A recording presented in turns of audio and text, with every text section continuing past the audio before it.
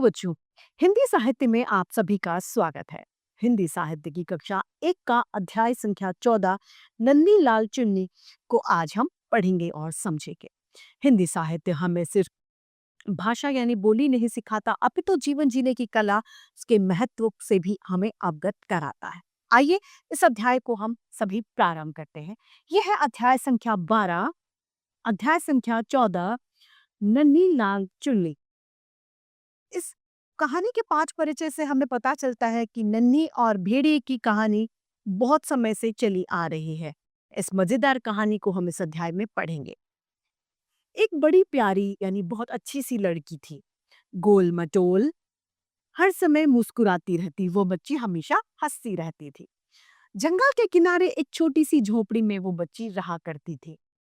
उसकी माँ उसे प्यार से नन्ही लाल चुन्नी कहकर पुकारती थी, क्योंकि वो हर समय अपने गले में एक लाल स्कार्फ बांधे रखती थी। लाल स्कार्फ यानी एक कपड़ा होता है जो त्रिभुज आकार का होता है, वो अपने कानों पर बांधे रखती थी।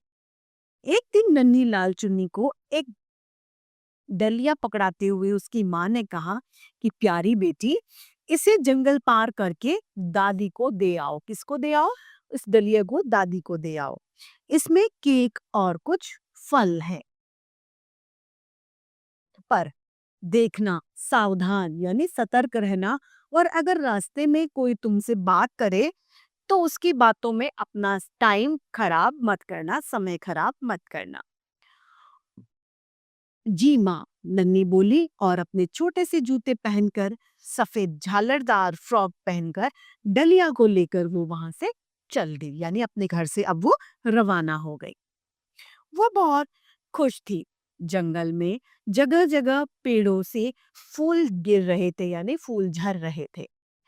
ऐसे में फुर्ती से यानी जल्दी से कदम बढ़ाती हुई नन्ही आगे बढ़ती जा रही थी, यानी चलती जा रही थी कि अचानक से यानी एकदम से उसे एक आवाज ने चौंका दिया। चौंका देना अर्थात हैरान कर दिया। यह एक भेड़िया था। कौन था? आवाज किसकी थी? वो आवाज एक भेड़िए की थी। वह नन्ही को खा जाना चाहता था, इसीलिए वह नन्ही से मीठी मीठी बातें करने लग जाता है। यानी भेड़िया कैसा था? गंदा था। वो छोटी बच्ची को खा जाना चाहता था। वह सोच रहा था कि अब भागकर तो जा नहीं पाएगी, पहले थोड़ी देर इससे मन बहला लूं, यानी अपना मन खुश कर लेता हूँ। वह बोला, प्यारी बच्ची, कहाँ जा रही हो? इस पर नन्ही ने जवाब दिया, अपनी दादी को यह केक और फल देने के लिए मैं जा रही। नन्ही माँ की सावधानी रखने की बात भूल गई थी। नन्ही क्या, जो उसकी माँ ने कहा था कि सावधान रहना, उस बात को वो भूल गई। थोड़ी देर में चली जाना, पहले थोड़ा जंगल तो घूम लो, भेड़िया नन्ही बच्ची से बोला। नन्ही बोली, नहीं, मुझे दादी के पास जाने में देर हो जाएगी, मुझे कुछ भी नहीं घूमना। भेड़िया बोला, कहाँ है तुम्हारा दादी का घर? इस पर नन्ही बोली, वहां नदी के किनारे। उसने इशारा किया, यानी उसने संकेत करके बताया कि नदी के किनारे मेरी दादी का घर है।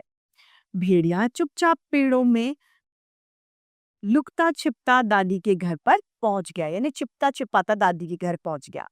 दादी तब वहां पर पूजा कर रही थी। भेड़िए ने सूंघ सूखने के लिए रखी दादी की साड़ी उठाई और मुंह ढककर चारपाई पर बैठ गया। उसने मुंह ढका और चारपाई पर बैठ गया। इतने तक नन्ही वहां आ पहुंची और बोली, प्यारी दादी, नमस्ते। और वो बोला, देखो मैं आपके लिए क्या लाई हूँ। भेड़िए ने आवाज बदल कर कहा, आओ नन्हे, मेरे पास आओ।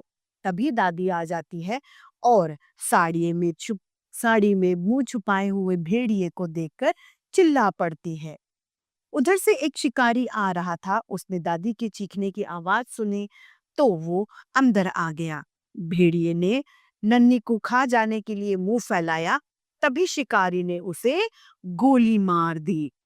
नन्ही की जान बच गई और दादी ने शिकारी को धन्यवाद यानी थैंक यू दिया और नन्ही को अपने गले से लगाकर उसे प्यार किया। तो इसी के साथ हमारे हिंदी साहित्य की कक्षा आज यहीं समाप्त होती है। फिर से हिंदी साहित्य के ऐसे रोचक अध्याय लेके आपके सामने प्रस्तुत होते रहेंगे। आज के लिए कितना ही, फिर मिलते हैं। धन्यवाद।